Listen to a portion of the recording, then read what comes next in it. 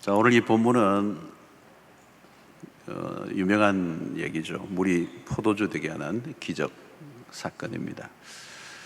이 본문을 술 좋아하는 분들이 좋아하시더라고요. 예수님이 술을 만드셨다. 먹으라고 만든 것 아니냐, 그렇게 생각하시는 분들이 계세요. 이 사건은 가나라고 하는 지방에 갈릴리 쪽에 있는 가나라는 지방의 한 혼인집에서 일어난 사건입니다. 잔치집에서 일어난 사건입니다.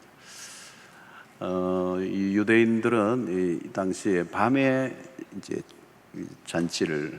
혼인 잔치를 하고요.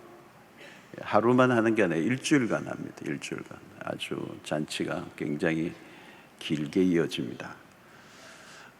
혼주는 뭐 최선을 다해서 준비하는 건 뭐 동서고금 어디나 있는 것이고, 친구와 이웃들을 다 초대해서 정말 일주일 동안 원 없이 먹고 또 즐기는 그런 시간입니다.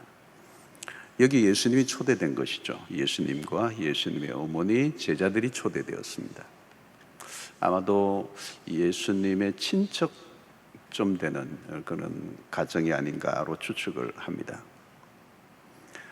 여기 가나의 혼인집에 예수님이 초청되었다는 것, 그리고 여기에서 예수님의 첫 번째 공식적인 사역이 시작됐다는 것, 그리고 여기에서 기적을 베푸셨다는 것, 이것은 굉장히 큰 의미가 있는 그런 본문이라고 볼 수가 있습니다. 이제 잔치는 한참 무르익어 갔습니다. 흥이 막 돋구어질 대로 돋구어지고 막 웃음소리가 막 여기저기서 일어나고 있었습니다. 이것은 어느 잔치집이나 똑같이 아주 무르익어가는 그런 잔치가 진행되는데 갑자기 돌발 상황이 벌어졌습니다. 그게 오늘 3절에 나오는데요. 포도주가 떨어진지라 그랬습니다. 포도주가 떨어진지라. 예수의 어머니가 예수께 이르되 저들에게 포도주가 없다 하니, 여러분, 잔치는 풍요로운 곳입니다.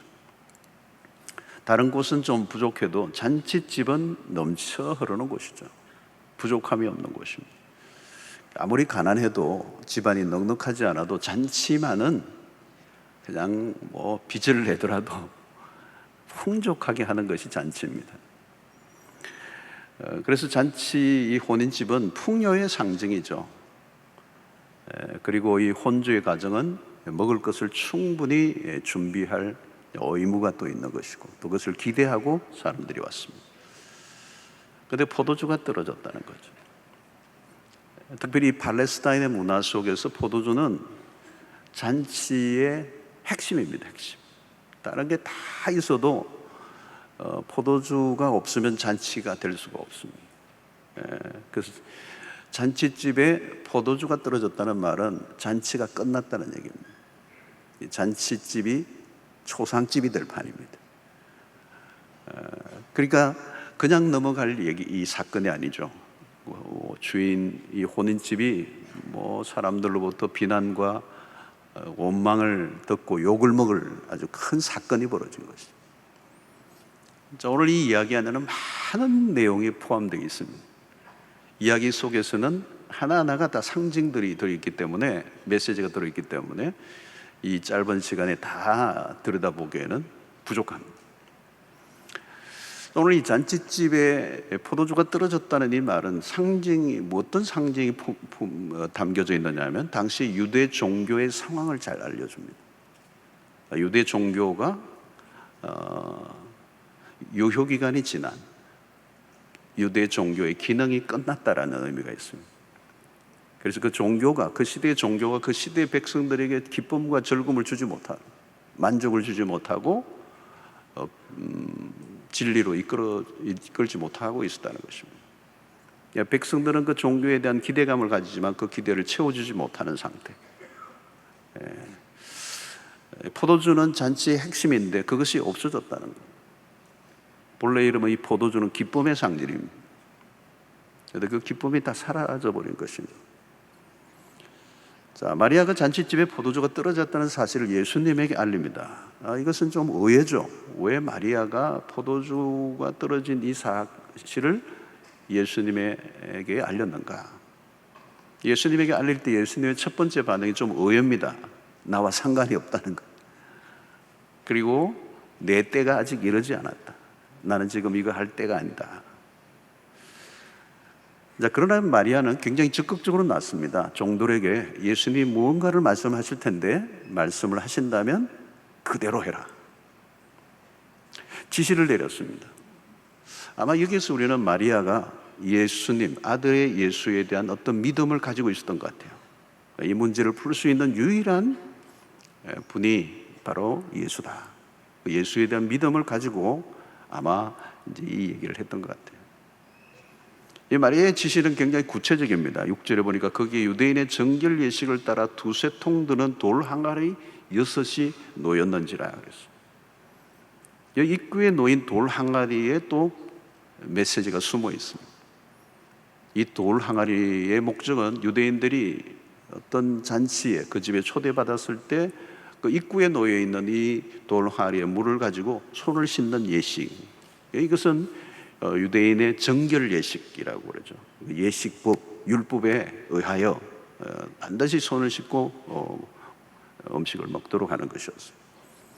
이 돌 항아리는 무엇을 상징하는 것이며 그 당시의 유대의 전통 또 관습을 지키는 일들. 그러나 그 유대인들이 관습을 지키는 의식과 규례를 지키는 그것으로는 구원을 얻을 수 없다는 것을 여기에서 말씀하고 있는 것입니다. 왜냐하면 당시 유대 종교는 이미 기능을 잃어버리고 낡은 가죽 부대가 되어 있었기 때문에 새 포도주를 담을 수가 없는 것입니다. 그래서 그들은 끊임없이 의식을 행하고 있지만 생명이 없는 의식을 지키고 있었다는 것입니다. 예수께서 종들에게 입을 여십니다. 7절에 예수께서 그들이 이르시되 항아리에 물을 채우라 하신 즉 아구까지 채우니 그랬습니다. 종들의 순종이 눈에 띕니다. 종들은 이유를 묻지 않고 물을 채우죠. 어디까지? 아구까지 채웠습니다. 그리고 그 채워진 물을 떠서 연회장에게 갖다 주라 했습니다. 이 종들의 입장에서는 굉장히 큰일 날 일입니다. 왜냐하면 손을 씻는 항아리의 물을 손님들에게 갖다 주었다가는 망신을 당할 수 있고 뺨을 맞을 수가 있는 일입니다. 그런데 종들은 예수님의 말씀대로 항아리의 물을 떠서 연회장에 갖다 주었어요. 역사는 이때 일어났습니다. 옮겨가는 과정에 물이 포도주가 된 것입니다. 여러분, 이게 물이 포도주가 됐다는 얘기예요. 그러니까 무슨 2급수 물이 1급수 물이 됐다는 얘기가 아닙니다. 물이 포도주 되는 것은 성분의 변화가 일어난 것입니다. 수백 가지의 화학적 반응이 일어나지 않으면 가능하지 않는 일입니다. 신비로운 일이죠. 기적입니다. 어디에서 이런 포도주가 나왔는가 연회장에 있는 사람들이 깜짝 놀랐습니다. 그리고 출처를 물었는데 아무도 몰랐다. 오직 물떠온 하인들만 알았다 이렇게 했습니다. 비밀이죠, 여러분. 기적은 비밀입니다. 그리고 그 기적은 설명을 누군가에게 해도 사람들은 믿지 않습니다. 왜냐하면 기적은 사실 설명이 되지 않는 것입니다. 그래서 오늘 이 연회장에 있는 사람들은 물론이고 물떠온 하인들은 이 물이 포도주 되는 것을 눈으로 목격했지만 그들도 예수를 믿었다는 이야기는 없습니다. 그들은 놀라기만 하고 끝난 것입니다. 사랑하는 성도 여러분, 기적으로 볼 수 있는 것, 그것도 기적입니다. 자, 예수님이 직접 만드신 이 포도주인데 이 포도주는 앞부분의 어떤 포도주의 연장이 아닙니다. 그 당시 이 포도주는 굉장히 발효를 오래 하다 보면 도수가 높아져요. 그렇기 때문에 사람이 많이 오면 사실 이 포도주를 그대로 쓸 수가 없고 물을 타야 됩니다. 지금 예수님이 내어놓으신 이 포도주는 물을 탄 그런 앞부분에 있는 포도주의 연장이 아닙니다. 예수님은 물을 완전히 포도주로 새롭게 만드신 겁니다. 여러분, 그리스도가 우리에게 주시는 은혜가 그런 것입니다. 주님의 손이 닿아야 새 것이 되는 것입니다. 주님은 새로운 것을 주시는 분이십니다. 자, 오늘 이 핵심은 잔치집에 그리스도가 오셨다는 것. 그리스도가 아니면 포도주는 다시 공급될 수가 없었다는 겁니다. 그리스도가 완전히 바닥난 그 잔치집에 그 포도주를 풍성하게 일으키신 거죠. 그래서 그리스도가 오심으로 잔치집이 잔치집 되게 됐다. 여러분, 이 포도주는 기쁨을 상징하는 것입니다. 잔치집에 기쁨이 없으면 어떻게 되겠어요, 여러분? 그런데 물을 포도주 되게 하셨다는 말은 즐거움의 회복, 기쁨의 복원을 의미하는 것입니다. 그리스도 없이는 기쁨이 없어요, 여러분. 종교는 우리에게 기쁨을 주지 않습니다. 종교는 우리를 더 힘들게 하는 거예요. 그런데 여러분, 교회를 다니면 다닐수록 힘들어진다. 종교 생활을 하기 때문에 그렇습니다. 신앙생활을 하면, 진짜 주님을 만나면 기쁨이 넘치는 것입니다. 피곤하지 않는 것입니다. 율법의 열심으로는 기쁨이 주어지지가 않아요. 하면 할수록 긴장감이 생기고 스트레스가 쌓이고 피곤해지는 것입니다. 세상이 주는 기쁨은 어떤 것입니까, 여러분? 세상이 주는 기쁨은 일시적인 것입니다. 오늘 잔치집인데 잔치집의 기쁨이 금방 없어져 버린 거예요. 포도주가 바닥이 난 것입니다. 여러분, 명절이 주는 기쁨도 마찬가지잖아요. 명절이지만, 좋긴 하지만 일시적이에요. 명절 지나고 나면 가슴 둘레도 배 둘레도 이게 몸무게가 추워요. 여러분, 이상한 것은 명절이 지나고 나면 이혼율이 올라간다는 거예요. 지금 혹시 그런 생각하고 계신 분들 멈추시기를 바랍니다. 명절에 여자분들이 스트레스가 높아지는 거예요. 우리 한국의 이 음식 문화라든가 잔치 문화가 그럴 수밖에 없게 돼 있어요. 너무 과중한 거. 이런 복지가 잘 된 서구권에는 성탄절과 연말연시를 지나고 자살률이 올라가는 거예요. 이런 성탄절이라고 하는 거 파티를 하고 연말연시에 얼마나 그냥 먹는 일도 많이 생기고 좋은 일이 많이 있어요. 그런데 그걸 끝나고 난 다음에 자살률이 올라간다는 거예요. 해밍웨이의 노인과 바다는 상징성을 가진 작품입니다. 노인은 죽을 힘을 다해 큰 고기를 잡습니다. 너무 기뻤습니다. 그리고 그는 그 파도를 가르고 항구로 돌아왔어요. 뒤를 돌아보니까 아무것도 없어. 앙상한 가지만 남아있는 고기가 있어요. 기쁨은 한순간. 오늘의 세상을 풍자하고 있고 해밍웨이 자신의 인생을 잘 그려주고 있는 작품이에요. 우리가 만든 기쁨이 그런 것입니다. 유효기간이 있다는 것. 이 혼주가 얼마나 준비를 했겠어요, 여러분? 그냥 대충 준비하지 않았을 거예요. 그 잔치를 위해서 오랫동안 계획하고 오랫동안 준비하고 최선을 다해 준비했지만 포도주가 떨어져 버렸어요. 그게 우리의 현실이라는 거예요. 오늘 그 위기를 예수께서 반전시켜 주셨습니다. 그런데 그 반전의 파장이 커요. 예수님이 물을 어떻게 해요? 그 종들이 아구까지 채우게 되는 거예요. 이 두세 통 드는 돌 항아리라고 그랬습니다, 이 본문에. 그런데 이 한 항아리에 70에서 105리터의 정도 되는 물을 넣을 수 있었다고 그래요. 그러니까 6개의 돌 항아리라고 하면 420에서 630리터의 양이 됩니다. 이 물이 포도주가 된 것입니다. 이것은 하객들이 충분히 먹고도 남을 양이에요. 무엇과 대조되는 것입니까? 이 혼주가 준비한 포도주가 떨어진지라 그것과 대조를 이루고 있는 것입니다. 주님은 이 두세 통 되는 돌항아리 6에 가득 채운 이 물이 포도주가 되게 하셨어요. 사람이 만든 것은 여전히 결핍과 부족함과 모자람으로 가득 차 있지만 예수님의 행하신 일을 통하여 우리에게 베풀어 주시는 은혜는 흘러넘친다는 거예요. 더 이상 부족함이 없게 하신다는 거예요. 여러분, 오병이의 기적에서도 무엇을 우리에게 보여줍니까? 단순히 오병 이후로 5,000명이 먹고 남는 정도가 아니라 다 배불리 먹고 12광주리가 남았더라는 거예요. 여러분, 이것은 예수 그리스도는 그 당시의 유대 종교와 확연한 차이가 있다는 것을 말해주는 거예요. 종교가 만들어내는 것은 언제나 결핍을 만들어내고 부족함을 만들어내지만 예수 그리스도를 통하여 우리에게 주어지는 은혜는 아슬아슬한 게 아니에요. 흘러 넘치는 것입니다. 자, 오늘 본문의 이야기의 핵심은 뭘까요, 여러분? 물이 포도주 되는 기적이 아닙니다. 오늘 이야기의 핵심은 예수 그리스도에게 있습니다. 기적이 아닙니다. 이 기적을 통하여 그리스도가 누구이신가를 드러내고 있는 것입니다. 여러분, 기적의 마음을 빼앗기면 안 됩니다. 기적에 몰두하면 그리스도를 놓쳐버립니다. 그리스도를 놓쳐버리면 기적은 아무것도 아니에요. 오늘 이 사건을 우리는 성경은 표적이라고 말합니다. 표적, 사인이라는 말이죠. 그 말의 의미는 기적을 위한 기적이 아니라 이 기적의 목적이 있다는 겁니다.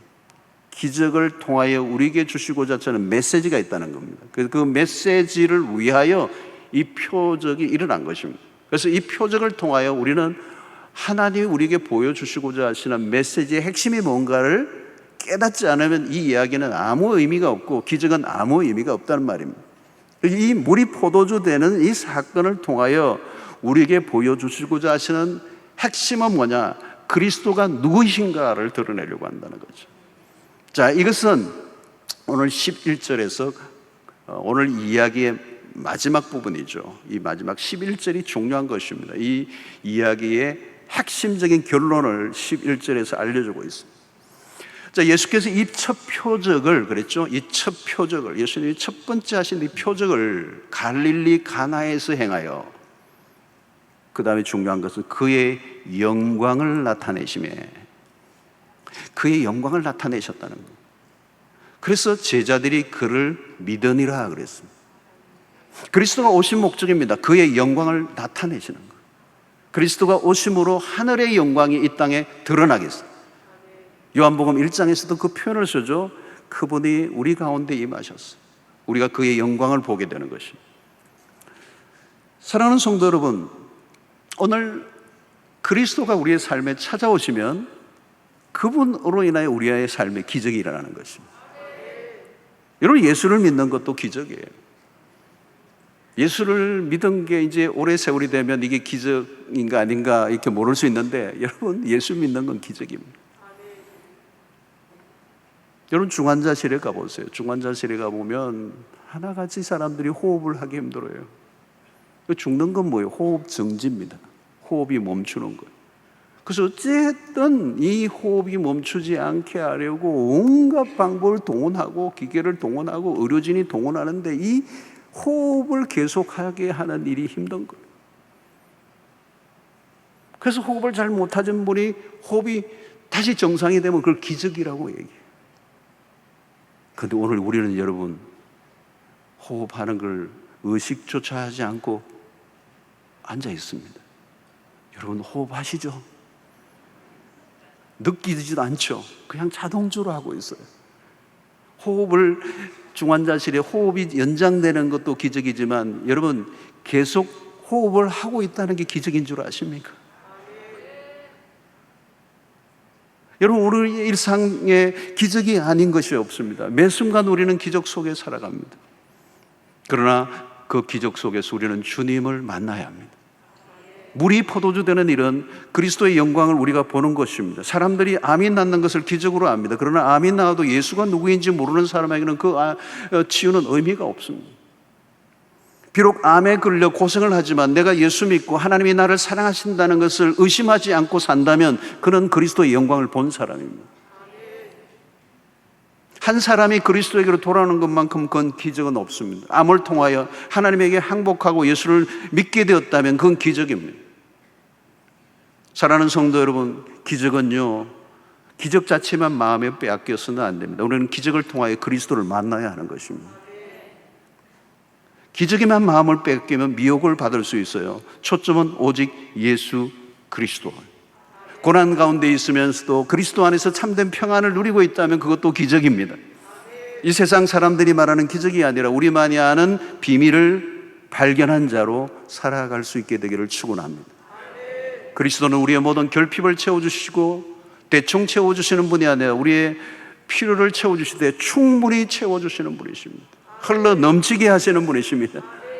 요한복음 10장 10절에 도둑이 오는 것은 도둑질하고 죽이고 멸망시키려는 것뿐이요 내가 온 것은 양으로 생명을 얻게 하고 더 풍성히 얻게 하려 함이라 그랬어요.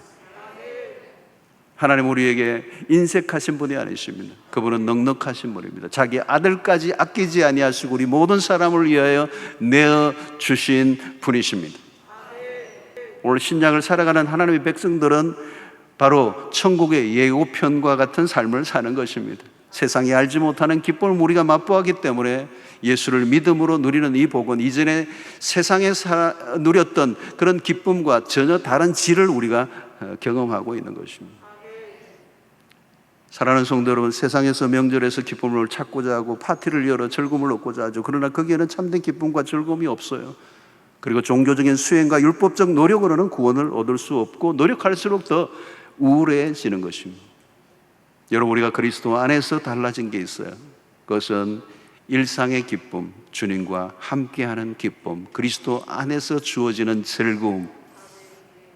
이것은 세상의 어떤 것에 의존한 것이 아니라 그분으로부터 흘러나오는 기쁨과 즐거움을 우리가 누리며 살게 된 것입니다. 그러므로 오늘 요한은 가나의 혼인집에서의 사건은 장차 이루어질 상징적인 사건을 우리에게 보여주고 있습니다. 오늘 이 가나의 혼인집 첫 기적을 예수님의 공생이 시작하셨는데, 사실은 요한계시록을 보면 마지막 날 우리가 공중에서 그리스도와 함께 혼인잔치를 한다는 게 나와요. 우리는 그리스도의 신부이고 그리스도는 우리의 신랑 되시고 그분과 공중에서 혼인 예식을 하는 것을 상징적으로 표현하고 있는데, 어쩌면 완전한 회복이 마지막 날 그리스도와의 혼인잔치예요. 그리스도는 누구이십니까? 참 포도나무라고 그랬어요. 요한복음 15장에 참 포도나무, 포도주의 근원이 되시는 분입니다. 그리스도의 공급은 끝이 없다.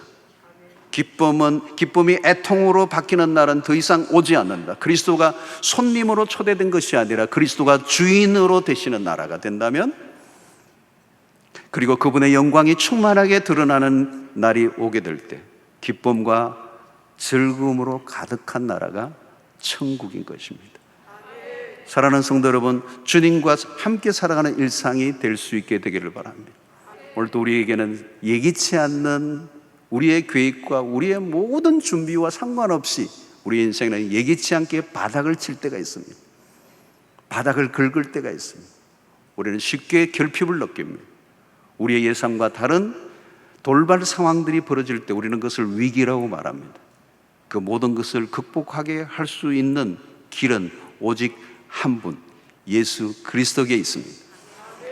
오늘 명절 중에 명절은 그리스도를 왕으로 우리의 삶에 모셔드릴 때 진정한 명절이 될 것입니다. 우리의 마음의 기쁨을 빼앗아갈 수 있는 것은 아무것도 없습니다. 그리스도 안에서 누리는 기쁨은 진짜인 것이죠. 사랑하는 성도 여러분, 기적보다 기적을 행하신 그 주님을 바라보시고 그분과 함께 살아가는 일상이 될 수 있게 되기를 축원합니다.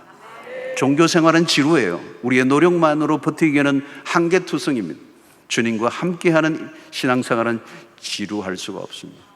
만약에 여러분들이 신앙생활에 지루하다면, 힘들다면 그것은 종교생활입니다. 여러분들이 주님과 함께하는 일상 되시기를 바랍니다. 어떤 사건과 일들 속에도 주님을 초대하면 그 주님이 우리에게 회복을 주시고 기쁨을 복원시켜 주시고 잃어버린 것들을 되찾게 하시고 모든 것이 풍족하게 하실 줄로 믿습니다. 어찌 주님과 함께하는 일상이 기적이 아니겠습니까? 아무리 힘들고 어려운 일이 닥쳐도 우리에게 감사가 표현될 수 있다면 그것은 주님이 우리 안에 계신다는 정도요. 감사할 수 있다면 그 고난도 우리를 불행하게 할 수 없는 것이죠. 그것이 기적인 줄로 믿습니다. 잔치집이 잔치집 되게 하는 이 사건이 바로 예수 그리스도로 인하여 온 것이며, 그 그리스도가 찾아오실 때 우리는 기쁨이 한량없이 넘쳐 흐르는 희락의 나라에서 살아가게 되는 것입니다. 오늘 또 우리 주님을 여러분들의 삶에 모셔드리고 새로운 삶이 시작되고 이제는 더 이상 바닥을 끓는 인생이 아니라 흘러넘치는 잔치집 같은 인생 살아가시는 여러분들 되시기를 주의 이름으로 축원합니다.